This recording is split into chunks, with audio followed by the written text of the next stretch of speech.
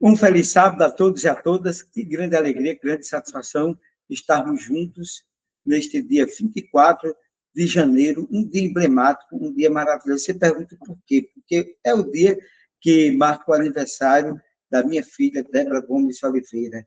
Mas só não é mais bonita do que o pai, tá certo? Então, a ela eu ofereço essa maravilhosa, extraordinária apresentação, esse estudo, né, da palavra de Deus, onde a gente está estudando o livro de Filipenses e o livro de Colossenses, com a ênfase hoje no livro de Filipenses, unidade por meio da humildade. Aquilo que Paulo aprendeu de Cristo, aquilo que Paulo ele entendeu, aquilo que Paulo estudou sobre Cristo, fazia parte da vida dele, da história dele, do qual ele estava disposto a viver, morrer e se dedicar.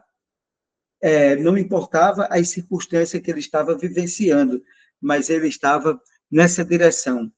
E, meus queridos, Filipenses, capítulo 2, versículo 2, é o texto norteador do nosso estudo de hoje. Completem minha alegria, tenham o mesmo sentimento, o mesmo amor, unânimes, sentindo a mesma coisa. Que texto maravilhoso, né, que nós acabamos de ler. Paulo acaba de encorajar os crentes na igreja de Filipos a se manterem firmes diante das dificuldades que a vida impõe para o cristão. E Paulo, ele pediu que ele se comportasse de maneira digna de cidadãos celestiais, enfatizando aquilo que é o norteador do estudo, a unidade, enfatizando a humildade. É como se humildade e unidade andassem de mãos dadas para que assim pudesse o evangelho ser mais bem apresentado, o evangelho pudesse ser mais vivenciado, pudesse ser mais explícito. E com a expressão, portanto, como ele começa o texto, Paulo começa uma nova versão, da qual nos dá as chaves para nós entendermos como alcançar essa unidade perfeita. E só é possível alcançar essa unidade imitando Jesus Cristo, o autor e o consumador da nossa fé.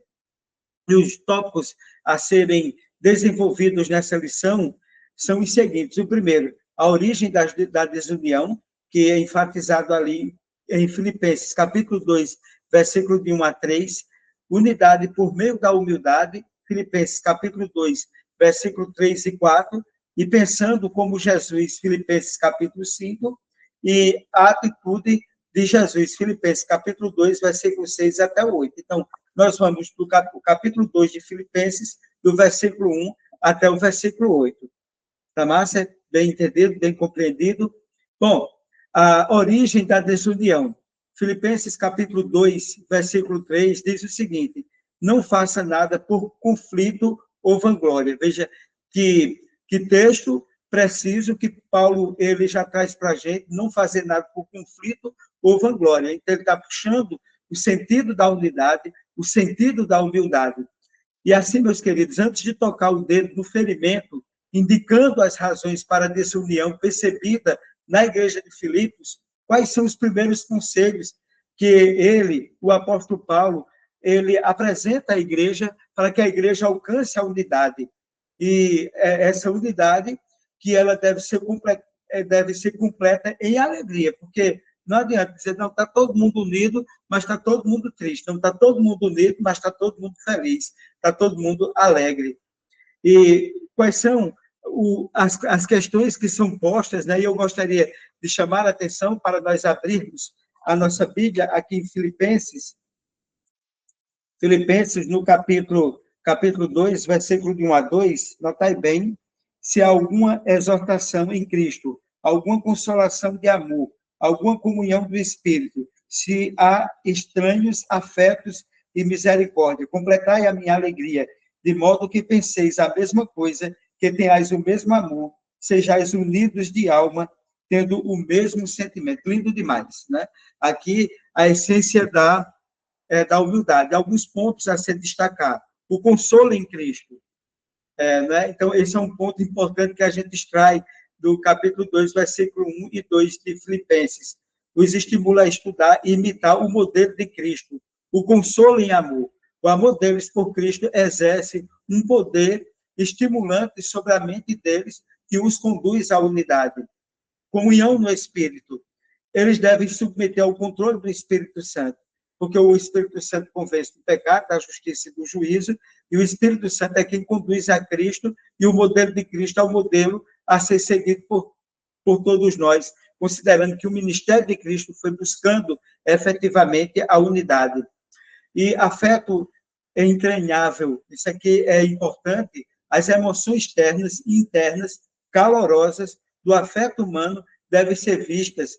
Aquilo que está dentro deve ser expresso, né, no nosso exterior, Então, esse afeto entranhável sem sombra de dúvida, extraordinário para nós compreendermos aquilo que está dentro de nós deve ser demonstrado exteriormente. Misericórdia, outro termo também que a gente encontra ali, que demonstrem a presença de afeto genuíno, com atos individuais. Esses atos individuais devem ser atos de misericórdia. E unidade de sentimento e amor. O amor mútuo gera pensamentos iguais e a unidade. Ou seja, a unidade da diversidade. Cada um vai ter as suas características, mas os pontos que unem a igreja, que unem o povo de Deus, devem ser superiores aos pontos que trazem a questão da divergência. Naquilo que puder ser a igreja unida nesses aspectos da unidade, ela é de fundamental importância.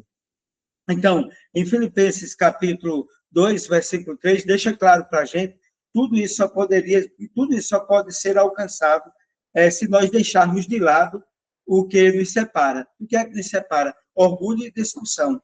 Então, o orgulho e discussão deve ser suprimido para que a unidade, o consolo em Cristo, o consolo e amor, a comunhão com o Espírito Santo, afeto entranhável, misericórdia, unidade de sentimento e amor deve ser demonstrado no nosso cotidiano. Assim, tanto o orgulho como a discussão, que são problemas raiz para falta de unidade da igreja, ambos os problemas apresentados estavam presentes na rebelião também de Lúcifer do céu. Lembre-se o que foi que ele disse: subirei acima das estrelas de Deus e serei semelhante ao Altíssimo. Então, o que está aqui presente? Problemas sérios de relacionamento, eles se dão exatamente por causa do orgulho e das discussões vazias que não levam a absolutamente nada. Deixar o Espírito Santo agir no meio da diversidade, no meio das divergências existentes. Quando a gente lê Atos capítulo 1, ele ali é muito claro, ali, Atos capítulo 1, antes do capítulo 2, que é o capítulo do Pentecostes, ele aborda o quê? Que os discípulos, eles buscaram a unidade, eles foram para o local, oraram pelo derramamento do Espírito Santo, buscaram a unidade, e ao buscar a unidade foi possível encontrar o derramamento do Espírito Santo. Então, deixando de lado orgulho e discussões, a gente consegue fazer com que a igreja avance. A igreja assim avançou no passado, e Paulo aconselha a igreja de Filipos nessa direção. O outro ponto, o tópico a ser abordado, a unidade por meio da humildade, que é exatamente a temática central da lição. Em Filipenses, capítulo 2, versículo 3 e 4, nos diz o seguinte, o texto sagrado: mas com humildade, cada um estimando os outros como superiores a si, não procurando cada um por si mesmo, mas também pelos outros. A gente não se colocar na igreja, em canto nenhum onde nós estivermos, tentarmos ser superior aos outros. Como dito, Lúcifer lá no céu, ele disse: subirei acima das estrelas e serei semelhante ao Altíssimo. Olha, Lúcifer queria o lugar de Deus, queria o lugar de Jesus Cristo, e por isso ele foi expulso do céu. Para tanto, a fórmula para a unidade que o apóstolo Paulo propõe não consiste em algo externo, mas em uma atitude interior. E essa atitude interior se chama humildade. Além de ser uma característica de Jesus, ela encoraja os seus ouvintes a serem o quê? Essencialmente humildes. Por isso que Paulo dizia: ser semelhante a Jesus. E para alcançar essa humildade, Paulo propõe o quê? Que consideremos uns aos outros maiores do que nós mesmos. Mas não somos todos iguais perante Deus? Nós somos. Mas é preciso que nós reconhecemos o valor de cada um, o valor do outro. E assim, quando a gente encontra o valor do outro, a gente se sente bem com o que o outro faz, com o que o outro desenvolve na igreja, ou seja, no ambiente de trabalho, dentro de casa, que não existe esse espírito de rebelião, de divergência e de disputa. Veja o caso de Abel e Caim, né? Caim ele não suportava o brilho de Abel, né? Ele teve um orgulho, ele teve uma prepotência, e por isso chegou ao primeiro crime da história da humanidade, que foi exatamente quando Caim matou Abel. E, nesse sentido, o que é que nós poderíamos entender? O apóstolo Paulo não diz que somos inferiores uns aos outros, mas estimamos, consideremos que somos assim, inferior no sentido que eu estou dizendo, valorizando o que o outro faz, se sentindo confortável quando chega alguém que canta bem na igreja, chega alguém que prega bem, que passa ali seu bem, e que você diz, passou, cantou, pregou melhor do que eu. Olha, isso vai ser muito bom, você vai se sentir bem, você vai ser aliviado. Assim como o servo busca o bem do seu senhor, nós devemos buscar o bem daqueles que consideramos superiores a nós mesmos. E assim, para ajudar o outro, precisamos aprender a ouvi-los para entender o ponto de vista de cada um. Tudo isto é, sem dúvida, obra do Espírito Santo. Só é possível quando o Espírito Santo ele atua na nossa vida. Mas o tópico, pensar como Jesus. Em Filipenses, capítulo 2, versículo 5, diz, pensem uns nos outros, da mesma forma que Cristo Jesus. Então, quando a gente pensa como Cristo pensou, ele não pensou no seu bem-estar. Cristo ele foi tão humilde que ele disse que os seus discípulos, a geração que viria após ele, faria coisas maiores do que ele fez. Veja que humildade, né? Fazer coisas maiores do que o Filho de Deus que veio a esse mundo. Para tanto, como nossos pensamentos eles são moldados. Essa é uma pergunta, né? Através das avenidas da alma, isto pode nos ajudar a entender que, quando a gente segue os nossos pensamentos, as nossas intenções, a Bíblia diz o seguinte, muitos são os pensamentos do homem, mas a resposta certa vem do Senhor. A gente precisa ter cuidado do que a gente está pensando e não seguir necessariamente o que diz a nossa mente, o nosso coração, porque a Bíblia diz que ele é mais enganoso, o nosso coração, que é a nossa mente, é mais enganoso do que qualquer coisa. Por isso que a gente tem que ter a mente de Cristo. Satanás, ele é responsável por bombardear nossos sentidos, para moldar as nossas mentes aos seus próprios pensamentos. E note o seguinte, Paulo, ele foi extremamente radical nesse ponto. Ele não só nos convida a observar nossos pensamentos, como também nos pede para pensar como Cristo pensou. Te lembra daquela música do Padre Zezinho? Sentiu o que Jesus sentia, pensar como Jesus pensava, e ao chegar o fim do dia, sei que dormiria muito mais feliz. Ou seja, nos chama a atenção a música, nos chama a atenção o apóstolo Paulo, o livro de Filipenses, a nós pensarmos, termos a mente de Cristo. E assim, meus queridos, talvez possamos, com muito esforço, alcançar esse elevado pensamento, essa radicalização positiva que o apóstolo Paulo ele solicitava, que é pensar como Cristo pensou, mas mudar nossa mente para nos conformarmos com a mente de Cristo só pode ser feito pelo poder do Espírito Santo. O Espírito Santo atuando na nossa vida de manhã, de tarde, de noite e de madrugada, permitindo que o Espírito Santo nos ensine, que o Espírito Santo nos impressione, que o Espírito Santo nos preencha e nos mostre que a vontade de Deus ela é boa, é maravilhosa, é felicidade, ela é alegria. Assim, isso nos denota o quê? Nossos pensamentos, eles são carnais, e o nosso coração é enganoso. A Bíblia diz lá em Jeremias que é enganoso mais do que qualquer coisa o nosso coração. As nossas obras de justiça são como trapos de imundícia, diz a Bíblia Sagrada lá no livro do profeta Isaías. O Espírito de Deus, o Espírito Santo transformará a nossa mente carnal, em uma mente espiritual, uma mente como a mente de Cristo. Olha que coisa maravilhosa vai ser isso. Agora, quanto mais a gente se envolver com o pecado, mais longe a gente vai ter o desejo de ter a mente de Cristo. Daí a gente tem que se policiar, se disciplinar, submetendo-nos à direção do Espírito Santo e à palavra de Deus, para que assim nós alcancemos a vontade de Deus em nossa vida. Ele diz, para alcançar qual seja a boa e maravilhosa vontade de Deus. Ellen White, no livro Patriarcas e Profetas, na página 436, assim nos diz: no entanto, temos algo a fazer para resistir à tentação. Aqueles que não querem cair vítima dos esquemas de Satanás devem proteger cuidadosamente os caminhos da alma. Isso é muito forte. Eles devem evitar ler, ver, ouvir qualquer coisa que sugira pensamentos impuros.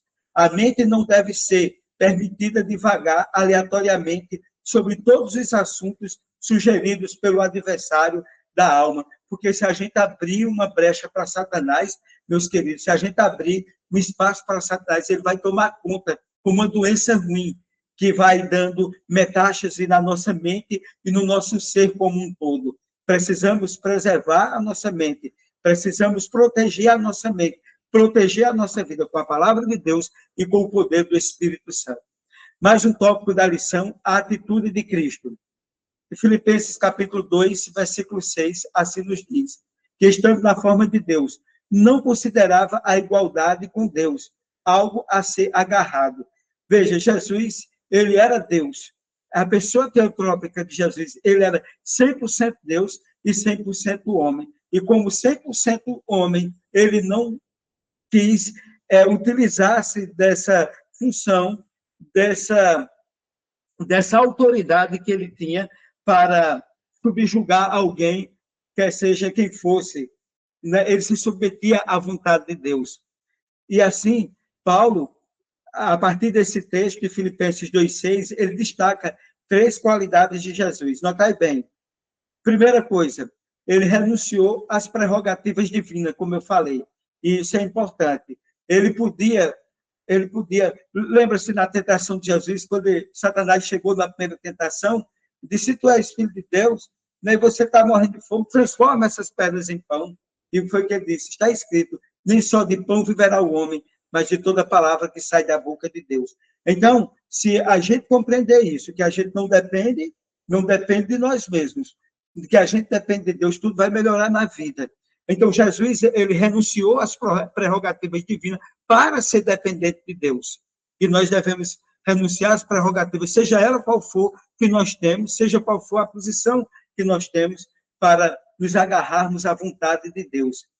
E outra coisa também importante, ele se tornou homem para servir e não para ser servido. Olha, os governantes desse mundo, eles gastam milhões na sua segurança pessoal, na sua alimentação, no seu deslocamento. Eles querem pessoas que estejam servindo a eles. Os grandes chefes de Estado desse mundo têm uma quantidade enorme e gastam bilhões para guardar a eles. E Jesus, ele veio sem nenhuma segurança. Se tornou um homem para nos servir. E Satanás disse, na tentação também, lança-te daqui para baixo, porque aos teus anjos dará ordem a teu respeito. E Jesus diz, para trás, Satanás, você não conhece as coisas de Deus. Meus queridos, nós dependemos de Deus, tá certo? E não se preocupe, que a vontade de Deus, ela vai prevalecer na sua vida. E quando ela prevalece, vai ter felicidade. Então, Jesus se tornou homem, não para ser servido, como os governantes desse mundo, mas para servir. E ele serviu à humanidade. João, quando ele termina o seu evangelho, ele diz que não haveria no mundo papel e tinta para descrever os milagres de Jesus. Olha que coisa maravilhosa, tá? A quantidade de coisas que Jesus fez é indescritível. Não tem como descrever. Foi muito o que ele fez. E sem cobrar nada de ninguém. E no capítulo 2, no versículo 8, obedeceu humildemente em tudo, até a sua morte. Olha que coisa linda, né? Ele obedeceu em tudo. Ele provou que, como homem, ele poderia ser obediente, tá certo? E o que ele pede de nós apenas é que nós venhamos depender dele. E é interessante que antes dele partir, ele disse, quando eu for, eu vos deixarei o Consolador. Jesus esteve nesse mundo, antes dele partir para o céu, morrer, ressuscitar e ascender ao céu, ele disse, eu vos deixarei outro Consolador. Então, ele deixou o Espírito Santo para nos guiar, para nos orientar. Ou seja, sendo criador, ele se tornou uma criatura. Ele aceitou ser maltratado e morrer na cruz para poder nos redimir. Diga amém? Maravilha! Apesar de estar em pé de igualdade com as outras duas pessoas da divindade, Deus Pai e Deus Espírito Santo. A submissão de Jesus à vontade do Pai foi sempre perfeita. Nunca houve um momento em que ele se recusasse a se submeter à vontade do Pai, sendo ele a pessoa teotrópica, 100% homem e 100% Deus. Ele abriu mão das prerrogativas divinas dele para estar em pé de igualdade com o ser humano. Mas como homem, o que ele se difere de nós é que ele não caiu em pecado. Ele foi tentado em todas as coisas, mas ele não pecou. Quando pensamos nisso, nessa submissão de Jesus, nesse amor altruísta ao Pai, nessa obediência ao Pai, mesmo na condição de pessoa teotrópica, 100% homem, 100% Deus, quando a gente pensa nisso, só podemos nos curvar e adorar nosso maravilhoso Salvador. Ele é nosso exemplo a seguir. Devemos estar dispostos a nos humilhar e sacrificar pelo bem dos outros, assim como Jesus ele fez. Ele veio não para ser, Filipenses é claro isso, ele não veio para ser servido, ele veio para servir. E como diz lá no Evangelho de João, o bom pastor dá vida pelas ovelhas.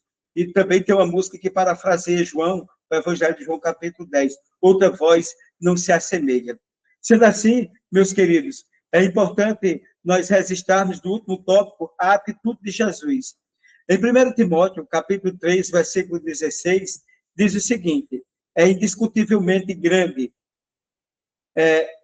Grande é o mistério da piedade. Deus manifestou-se da carne, justificado no Espírito, visto pelos anjos, pregado aos gentios, creu no mundo e recebeu em glória. Que coisa maravilhosa! A incrível condescendência de Cristo ao se tornar um ser humano será objeto de estudo dos remidos ao longo da eternidade. Essa submissão, essa condescendência com Jesus, de Jesus, ao se tornar homem, sendo ele 100% Deus, como eu já enfatizei. Isso é matéria de estudo, de teses de doutorado, que será realizado lá no céu. É incrível que o ser infinito e eterno tenha se tornado um ser finito, sujeito à morte. É isso que Paulo chama de mistério da piedade. Ele abdicou de tudo. Aliás, ele poderia perder, como diz o Matuta, a besta e o frete, porque ele, sendo Deus, se ele caísse, se ele titubeasse, ele não seria digno de resgatar a humanidade, mas ele foi retilíneo, ele não falhou. O nosso Deus nunca falhou, como diz a música, nunca falhou, nunca falhou. Jesus passou da supremacia universal para a submissão absoluta. Isso é exatamente o oposto de Lúcifer, do que Lúcifer aspirava, que sendo um servo, queria a supremacia universal. Como eu disse, lá em Isaías, ele diz aqui, subirei acima, Isaías 14, né? Subirei acima dos céus e serei semelhante ao Altíssimo. Esse exemplo nos chama a abandonar o exemplo de Jesus, não de Lúcifer, abandonar o egoísmo e nosso desejo de sermos servidos e mudá-los por humildade e disposição de servir ao outro. O exemplo de Jesus deve ser um espelho, um modelo para que eu e você, nós possamos seguir para que a nossa vida seja uma vida proativa, uma vida melhor, uma vida feliz. Humildade, né, é exatamente a palavra de ordem desse estudo, o que nós estudamos, humildade, unidade por meio da humildade. E, meus queridos, eu acho bacana essa frase aqui que nós vamos ler, de uma das meditações de Ellen White, que diz o seguinte: Deus permite que o ser humano desdobre sua individualidade. Ele não quer que ninguém adicione sua mente à mente do vizinho. Aqueles que desejam ser transformados em mente e caráter não devem olhar para os homens, mas devem olhar para o exemplo divino. Deus dá o convite. Que esta mente esteja em vocês. Veja bem, que esta mente esteja em vocês, que também estava em Cristo. Por meio da conversão e transformação, os homens devem receber a mente de Cristo. É como diz Padre Zezinho, viver como Jesus vivia, sentir o que Jesus sentia, e ao chegar ao fim do dia, eu sei que sentiria muito mais feliz. Que coisa maravilhosa, que estudo maravilhoso. Estudar a vida de Cristo, o Rei, o Criador de todas as coisas, que abriu mão de tudo, correu um risco imenso para amar as pessoas aqui do universo. Ele veio para o que era seu e os seus não conheceram. Não sei quando já viram, não lembro agora, um trecho de um filme que eu vi muito massa, né? Que dá um trecho daquele filme, um homem, ele fazia toda a manobra ali da linha do trem, os desvios, etc. Ele ficava ali no comando, não no trem, mas na área externa, e no momento o filho dele estava ali, e se ele desviasse o trem do menino, todos os passageiros do trem haveriam de morrer, haveria uma colisão brutal. Não lembro qual é o nome desse filme, baseado em fatos reais. E se ele mantesse o trem dos trilhos, né, o menino, todo mundo iria se salvar, iria morrer e o filho dele escapar. Era uma decisão difícil, a vida de todo mundo, a vida do filho dele. E ele escolheu a vida de todo mundo.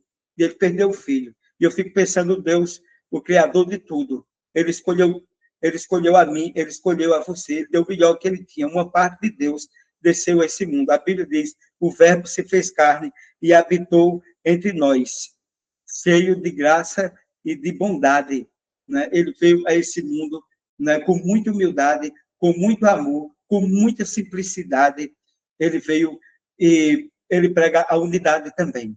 Que a gente deixe as picuinhas de lado, que a gente deixe a nossa forma orgulhosa, muitas vezes, de ser, e que possamos seguir o exemplo de Jesus. Muito obrigado por nos assistir. Convido a você, neste momento, a fazermos uma oração. Senhor Deus, Pai de amor, de bondade e de misericórdia, nós te agradecemos, Senhor, porque de uma maneira grandiosa, extraordinária, nós fomos colocados nesse mundo com muito amor, com muita bondade, com muita vontade, a vontade que tu tinhas, Senhor, para que o ser humano ele pudesse desfrutar de tudo de bom que tu preparaste. E que neste dia 24 de janeiro do ano 2026, primeiro mês do ano de 2026, tu possa nos abençoar. Em especial, como disse no início, peço a bênção neste sábado para minha filha Débora, que está completando mais um ano de vida. Que Deus esteja ao lado dela, que o Senhor esteja ao lado dela, protegendo, guiando e fazendo com que os sonhos dela sejam guiados e protegidos por tua mão divina. Muito obrigado por tudo, Senhor. Abençoe a todos aqueles que nos escutam, em nome de Jesus. Amém. Meus queridos, um feliz sábado. Dê um like, compartilhe o nosso canal. E se você não se inscreveu, se inscreva e que Deus continue nos abençoando sempre. E até o próximo sábado, se Deus assim o permitir.